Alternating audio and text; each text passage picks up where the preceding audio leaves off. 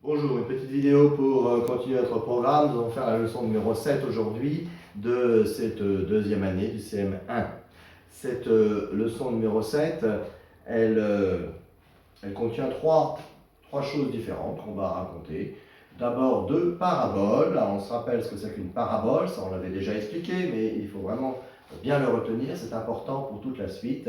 C'est une partie de l'évangile, quand on raconte la vie de Jésus dans les textes de la Bible, c'est les 4 évangiles, Matthieu, Marc, Luc et Jean. Et dans ces textes des évangiles, on raconte tout ce que Jésus a fait, ce qu'il a dit, les miracles qu'il a accomplis, les guérisons, les discours. Et puis, dans tout ce qu'il a fait et dit, il y a ce qu'on appelle les paraboles, c'est-à-dire des enseignements. Il raconte quelque chose, un message qu'il veut nous transmettre, et pour cela, il invente une histoire. La parabole, c'est une histoire inventée, qui pourrait arriver des fois, mais qui est plus ou moins inventée quand même, et qui a surtout derrière cette histoire un message.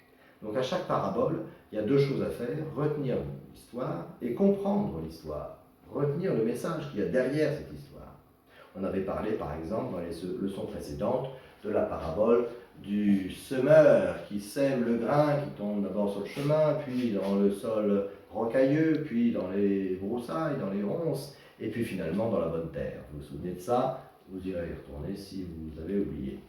Là, nous avons deux paraboles racontées ce soir. D'abord, la première, c'est la parabole du débiteur impitoyable. Ça, c'est un petit peu compliqué, mais en fait, c'est très important et c'est assez simple. Le débiteur impitoyable, c'est quoi? Alors, on nous parle d'un roi, un roi très fortuné, et qui a une personne qui est venue lui demander de lui prêter de l'argent. Le roi lui a prêté une grosse somme d'argent. Et puis cette personne qui a reçu une grosse somme d'argent a rencontré un de ses amis qui lui a demandé de lui prêter un tout petit peu d'argent, presque rien. Et il a prêté ce presque rien. Et puis voilà que le roi, il ne voit pas son argent revenir, il s'est prêté, ça doit être rendu après. Alors il convoque cet homme et puis il lui dit, voilà, maintenant il faut que tu me rendes mon argent. Et il n'a pas de quoi rembourser. En fait, il a tout dépensé, il a tout perdu, il n'a rien pour rembourser. Alors il le supplie, le roi est tenté de le faire mettre en prison, lui et toute sa famille, mais il le supplie tellement que le roi a pitié de lui, et il lui dit, bien je te remets ta dette, c'est-à-dire que je l'efface. Voilà, je te fais cadeau, tout ce que je t'avais prêté, je te le donne, tu n'as plus besoin de me le rendre. Voilà, il lui fait ce grand cadeau de plusieurs millions de pièces d'argent, nous dit tel l'évangile, il va lui faire ce cadeau. Et en sortant, cet homme rencontre celui qui lui devait presque rien, une petite somme dérisoire, et il lui tombe dessus en disant, si tu ne le rends pas, je te mets en prison, toi et ta famille. Et comme l'autre ne peut pas rendre, c'est ce qu'il fait, il le met en prison. Sauf qu'un de ses amis a été témoin de la scène, il sait ce qui s'est passé entre lui et le roi, il dit, mais c'est pas possible. On lui a fait un super grand cadeau, on lui a effacé sa dette, et lui, il va s'acharner sur ce pauvre homme pour presque rien. Ça ne va pas, ça. Alors il va voir le roi, qui apprenant la chose, reconvoque cet homme, et finit par le mettre en prison, lui et sa famille, en disant, voilà, moi je te fais un cadeau, et puis tu ne sais pas respecter les autres. Ça, c'est l'histoire du débiteur, celui à qui on doit de l'argent, et qui est impitoyable, parce qu'il ne peut pas accepter que ce pauvre homme, il va pouvoir lui faire un cadeau aussi, alors qu'il en a reçu un du roi, le débiteur impitoyable. Alors ça, c'est l'histoire. Quel est le message de cette histoire? Le message est tout simple. Il est tout simple parce qu'en fait, il est exactement ce qu'on dit dans le Notre Père. Vous connaissez la prière, vous la récitez, j'espère, tous les jours. C'est important pour un chrétien. Et on dit dans le Notre Père, Seigneur, pardonne-nous nos offenses comme nous pardonnons à ceux qui nous ont offensés. Nos offenses, c'est nos péchés, le mal qu'on a pu faire. On demande à Dieu de nous pardonner le mal qu'on a fait, et on lui dit qu'il nous pardonnera comme nous pardonnons aussi aux autres, parce qu'on nous a fait aussi du mal des fois. Mais, si on écoute bien la parabole, le mal qu'on a pu faire aux autres autour de nous, ou les autres, le mal qu'ils ont pu nous faire de nous, c'est presque rien, c'est des détails. Surtout si on le compare à ce que nous, on a fait contre Dieu. Dieu nous a tout donné. Il nous a tout donné pour être heureux, et nous, on gaspille, on fait comme si on ne connaissait pas, ou on l'oublie régulièrement. Voilà, il nous demande toutes les semaines de lui donner juste 1 heure pour aller à l'église le dimanche, et puis nous, on trouve mieux à faire. alors qu'il nous a tout donné, on ne serait rien sans Dieu. Voilà la comparaison entre ce qu'on reçoit de Dieu et ce qu'on gaspille. Et qu'est-ce que Dieu va dire? Eh bien, si vous me demandez pardon, je vous pardonne. J'efface la dette. La confession qu'on va faire bientôt, ce trimestre, eh bien, c'est ça, c'est Dieu qui efface la dette. On s'est mal comporté, on a fait des choses pas bien vis-à-vis de lui, eh bien, il nous pardonne. Il dit, c'est pas grave, on repart à zéro, on efface la dette.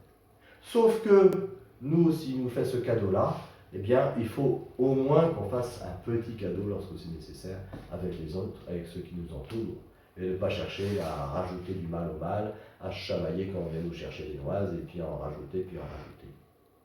Voilà l'exemple qu'il nous a donné dans la parabole du débiteur impitoyable. C'est tout simplement pour bien comprendre notre Père. Alors, il faut bien comprendre, parce que quand on dit « pardonne-nous nos offenses comme nous nous pardonnons aussi », ça veut dire que si on n'est pas capable de pardonner eh bien Dieu ne pourra pas, c'est pas qu'il ne voudra pas, mais il ne pourra pas nous pardonner. Comme dans la parabole, à la fin, celui, s'il n'a pas voulu remettre la petite dette qu'on lui devait, eh bien, du coup, on était le rechercher, et puis sa grande dette, il a fallu qu'il la rembourse ou qu'il aille en prison. C'est pas que Dieu ne veut pas nous pardonner, mais si nous, on se ferme au petit pardon qu'on a à se donner les uns aux autres, eh bien, Dieu ne pourra pas nous pardonner, parce qu'il ne nous pardonnera pas contre notre volonté. Et notre vraie volonté pour dire à Dieu je veux le pardon, ce n'est pas simplement des déclarations, c'est trop facile, c'est que nous soyons capables aussi de faire des petits efforts avec les autres. Voilà pour cette première parabole de la leçon numéro 7. On en a une deuxième, qui est très différente. Alors pour comprendre cette deuxième, voilà le contexte. Quand est-ce que Jésus va raconter cette deuxième parabole? Elle s'appelle la parabole du bon samaritain. Alors qu'est-ce qui se passe? Jésus dit à tous ceux qui sont autour de lui, il faut aimer votre prochain. Et là, il y a quelqu'un qui lève le doigt, qui dit, c'est bien gentil ça, aimer son prochain, mais c'est qui mon prochain? Moi, je veux bien l'aimer mon prochain, mais c'est qui? Alors Jésus raconte une histoire pour faire comprendre qui est ce prochain. Donc c'est une histoire importante, intéressante pour nous. Alors le bon samaritain, pour bien comprendre cette parabole, il faut se rappeler que le pays de Jésus, c'est 3 régions, la Galilée, la Samarie, la Judée.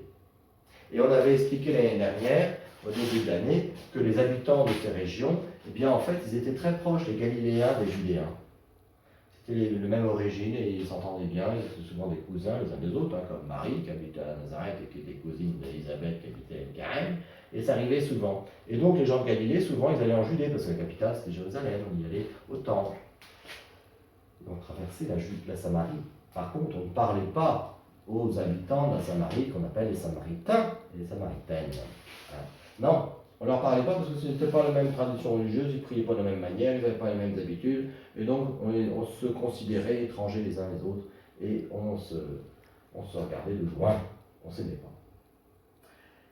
On ne savait plus pourquoi, mais on ne s'aimait pas. Voilà, c'est comme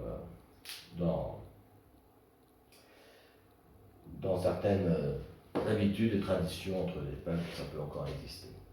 Alors qu'est-ce qui se passe? Eh bien, Jésus raconte qu'un homme voyage sur la petite route qui va de Jérusalem à Jéricho. C'est une petite route de montagne, parce que Jéricho c'est en dessous du niveau de la mer, c'est très bas, et Jérusalem c'est un peu dans les montagnes, donc il y a une route qui descend dans le désert jusqu'à Jéricho. Un homme descend sur cette route et il est attaqué par des brigands qui le rouent de coups, qui lui volent ses affaires et qui le laissent à moitié mort sur le bas du chemin, sur le côté du chemin. Et qu'est-ce qui se passe? Eh bien, il y a un grand prêtre de Jérusalem. Les grands prêtres, c'est pas les prêtres d'aujourd'hui, le nom, ça veut dire qu'ils offraient les sacrifices au temple. C'était des gens qui étaient respectés, qui étaient importants, et surtout pour offrir les sacrifices, il fallait qu'ils soient purs. Et une des choses qui pouvait les rendre impurs, c'était de toucher à du sang. Et là, il y a un blessé qui saigne de partout. Alors le grand prêtre qui passe là, il se dit, oh, si je m'occupe de lui, je vais être impur, enfin, je fasse plein de rites pour s'approcher de mon travail au temple de Jérusalem, ça va être compliqué, je veux pas de problème. Donc il passe de loin, il fait semblant de ne pas le voir et il passe à côté. Et puis voilà qu'arrive un peu plus tard un lévite. Un lévite, c'est pareil, c'est une personne qui rend des services, qui aide les grands prêtres à faire les sacrifices au temple de Jérusalem. Et ce lévite, il voit de loin, il se dit, oh là, ça c'est plus des problèmes que des Solution, je fais semblant de ne pas le voir et je passe à côté. Et voilà qu'un Samaritain. Le Samaritain, c'est celui qui était un étranger, celui qu'on n'aurait pas apprécié, celui à qui on n'aurait pas parlé. Il y a un Samaritain qui passe et qui voit cet homme blessé sur le bord du chemin. Et il dit, je ne peux pas le laisser comme ça. Alors il va le voir, et lui parle, il lui nettoie ses plaies, il le monte sur son petit âne, il l'emmène jusqu'à une auberge. À l'auberge, il dit, voilà, il faut s'occuper de cet homme, le soigner, je vous donne de l'argent, je reviendrai la semaine prochaine, si ça vous a coûté plus cher, je vous donnerai encore de l'argent un peu plus. Voilà ce que dit le Samaritain. Ça, c'est l'histoire que Jésus raconte. Il raconte l'histoire. On comprend pourquoi on l'appelle du bon Samaritain. C'est le Samaritain qui a été bon pour cet homme. Bon. Et une fois qu'il a raconté cette histoire, Jésus dit, mais voilà, qui a été le prochain de cet homme attaqué sur le bord du chemin? Vous me demandez, je vous dis qu'il faut aimer son prochain. Vous me demandez qui c'est votre prochain. Eh bien, je vous dis, pour cet homme, à votre avis, c'est lequel? Ah, ils disent, c'est le Samaritain. Sauf que si on lui avait demandé, avant d'être attaqué, qui il aimait bien, il n'aurait pas dit le Samaritain. Donc ça veut dire que notre prochain, c'est celui qui est proche de nous et dont nous avons besoin et qui aura besoin de nous, il y aura des échanges. Et ce n'est pas forcément celui qu'on préfère. Et ce n'est pas forcément celui qu'on choisit. Dans notre vie, il y a plein de gens, des vrais gens qui sont autour de nous, on ne les choisit pas. Et finalement, ils peuvent nous apporter beaucoup et on peut leur apporter beaucoup. Ceux qu'on choisit, souvent, c'est des gens un peu virtuels sur nos écrans, qui sont très loin. C'est facile de les aimer parce que on les a pas dans les pattes, on ne les connaît pas. Jésus, il nous demande d'être attentifs à faire le bien autour de nous, avec les vrais gens qui sont autour de nous, qui sont notre prochain parce qu'ils sont proches de nous, tout simplement. Voilà. L'évangile, c'est quelque chose qui nous apprend à être vraiment avec les gens qui sont autour de nous et pas faire semblant. Et ça, c'est le contraire des écrans souvent. Vous voyez, donc faites très attention, parce que c'est le contraire de l'évangile, de ce que Jésus nous enseigne. La parabole du bon Samaritain. Voilà, il y a une troisième petite scène à expliquer dans cette leçon numéro 7, qui est un peu longue. Alors cette scène, elle n'a rien à voir avec une parabole, puisque là, elle est un événement qui est arrivé à Jésus, c'est pas une histoire qu'il raconte, c'est une histoire qui est arrivée vraiment, qui est arrivée ici, sur le mont Tabor. Le mont Tabor, c'est une grande montagne ici, on peut monter, qui est en plein soleil, c'est un vrai exploit sportif de monter là-haut en plein soleil. Et voilà que Jésus va un jour sur le mont Tabor avec ses apôtres, mais pas les 12. Ce jour-là, il choisit le cercle qu'on appelle le cercle restreint, les plus proches de lui. Sur les 12 apôtres, il y en a 3 qui sont plus proches de lui, plus intimes. C'est Pierre, Simon-Pierre, le chef, c'est Jean, qui est le plus jeune, et c'est Jacques, le frère de Jean. Alors Pierre, Jacques et Jean montent avec Jésus sur le mont Tabor. Et là, qu'est-ce qui va se passer? Eh bien, un miracle. Ou plutôt, on va presque pouvoir dire, c'est un miracle permanent qui va s'arrêter. Qu'est-ce qui se passe? C'est que Jésus, avec lequel ils sont en permanence, ce Jésus, il est Dieu, mais ça ne se voit pas. Avec leurs yeux, leurs oreilles, il a parlé avec lui. Ils ont l'impression que c'est un homme normal. Il est un peu plus parfait, il ne fait pas le mal, il n'a jamais de mauvaise intention, il fait toujours du bien autour de lui. Mais voilà, c'est un homme physique. Et là, eh bien, c'est comme si cette apparence divine qui est cachée va tomber. Et pendant quelques minutes, les 3 apôtres vont voir Jésus, ils vont dire transfiguré. Transfiguré, c'est-à-dire qu'il y a un changement de figure. C'est-à-dire qu'il y a un peu comme de la lumière qui sort de lui. Et ses vêtements deviennent blancs, tellement blancs qu'ils en deviennent éblouissants. Voilà, pour les gens qui sont autour, ils sont comme Jésus qui est transfiguré, il y a de la lumière qui sort de lui. Il voit qu'il est Dieu, d'une certaine manière, on pourrait dire. Et surtout, apparaissent à côté de lui 2 personnages qui sont morts et enterrés depuis longtemps. Encore qu'il y en a un où la Bible annonçait sa mort d'une manière un peu mystérieuse, comme un départ dans le ciel. C'était Élie, qui est là, on en parlera un peu plus l'année prochaine. Et puis un autre personnage plus connu encore, Moïse, qui avait vécu 1500 ans avant Jésus. Et ces 2 personnages, eh bien, ils apparaissent à côté de Jésus pour dire celui dont on annonçait la venue dans les siècles précédents, c'est lui, c'est Jésus. Élie et Moïse avaient annoncé la venue un jour de Dieu comme sauveur, comme Messie. Et là, ils apparaissent pour dire c'est bien lui. Alors qu'est-ce qui se passe? Eh bien, Pierre, Jacques et Jean, quand ils voient ça, ils se disent on est bien ici, on va bien rester avec Jésus. On est comme si on était déjà arrivé au ciel, on est bien. Et Jésus dit non, non, non, on n'est pas là pour s'installer. Vous avez vu quelque chose? Eh bien, ça pour vous aider plus tard à croire. Parce que vous allez avoir d'autres apparences qui sont beaucoup plus compliquées. Ben, c'est la passion. Il annonce quand il va mourir. Il annonce que lorsque Jésus mourra, eh bien, ses apôtres, ils auront besoin de se souvenir dans leur tête et dans leur cœur de ce qu'ils auront vu, pour être sûrs que c'est bien Dieu. Parce que l'apparence sera cette fois-ci contre eux. Ils se diront, bah, il ne fait plus rien, il ne se défend plus. S'il y a Dieu, il devrait faire Superman. Non, parce que la vraie victoire qu'il va nous apprendre et nous donner, c'est une victoire intérieure et c'est la victoire sur la mort. C'est pas simplement, il faut passer par la mort pour pouvoir être victorieux après par la vie de résurrection. Voilà. Donc, il y a ce petit message, ce petit secret que Jésus leur confie et dont ils auront à se souvenir plus tard. Et on sait qu'au matin de Pâques, quand Jésus est ressuscité, le premier qui s'en est souvenu de ça, c'était Jean. Parce que c'est le premier qui a cru avant de voir que le tombeau était vide. Il a tout de suite compris, quand il a vu le tombeau vide, il a tout de suite compris que Jésus était ressuscité. Alors que Pierre, il avait vu la transfiguration, il n'avait pas bien compris, pas bien retenu peut-être. Ça c'est important parce que dans notre vie, pour bien croire, pour avoir une vie vraie, profonde, qui a jusqu'au bout de nous-mêmes, et bien on a comme ça plein de petits indices, des signes que Dieu nous donne. Il faut s'en souvenir. Et c'est pour ça que tout ce qu'on vous dit au catéchisme, c'est pas simplement voilà, une petite histoire pour employer ce temps du catéchisme. Non, c'est un message personnel de Dieu qui est comme la petite graine qui est semée, qui va porter des fruits après. Et qu'il faut garder précieusement et dont il faut se souvenir. Voilà donc pour cet événement de la transfiguration qui est sur le mont Tabor, Jésus qui apparaît tout en lumière avec ses apôtres. Et il leur dit, en descendant, il leur dit bien, vous le gardez secret ce que vous avez vu, c'est pour après ma résurrection. Vous pourrez en parler après. Et pour l'instant, c'est un secret entre vous et moi. Dieu a des secrets avec nous. C'est un Père, c'est normal qu'il ait des secrets avec chacun d'entre vous.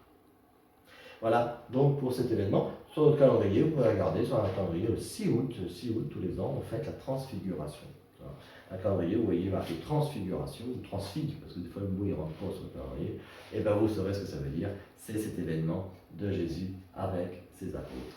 Voilà, alors à bientôt, en vrai j'espère, ne serait-ce que pour la messe, et puis le caté dès qu'on pourra se retrouver le soir. Au revoir.